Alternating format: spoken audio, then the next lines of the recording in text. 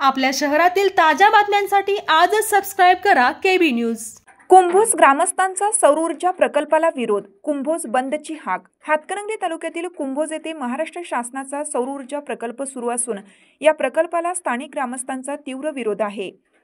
आज कुंभोज ग्रामस्थांनी एकत्रित येत सौर ऊर्जा प्रकल्पाचे सुरू असलेले काम बंद पाडले। या प्रकरणी ग्रामस्थांनी आमदार अशोकराव माने, नामदार हसन मुश्रीफ, पालकमंत्री प्रकाश आबिटकर व कोल्हापूर जिल्हाधिकारी यांची भेट घेऊन निर्णय होईपर्यंत प्रकल्पाचे काम थांबवण्याची मागणी केली।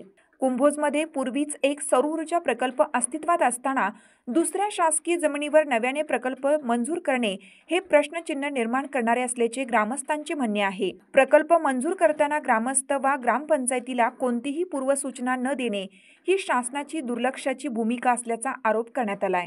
गावठाण हद्दवाढ, दुर्गेवाडी परिसरातील रहदारी व मूलभूत सेवा सुविधांवर याचा गंभीर परिणाम होणार आहे। त्यामुळे हे प्रश्न जिल्हाधिकाऱ्यांनी तातडीने सोडवावेत आणि त्यानंतरच प्रकल्पाचे काम सुरू करावे अशी मागणी ग्रामस्थांनी केली आहे। यावेळी संदीप तोरसकर, विश्वजित माने, संतोष माळी, माजी पंचायत समिती सदस्य, संदेश भोसले, संजय गांधी निराधार समिती संचालक, विनायक पोद्दार, शिवाजी घोदे, माजी ग्रामपंचायत सदस्य यांनी आपली मते मांडली। या आंदोलनात इंदिरानगरसह कुंभोज परिसरातील नागरिक मोठ्या संख्येने सहभागी झाले होते।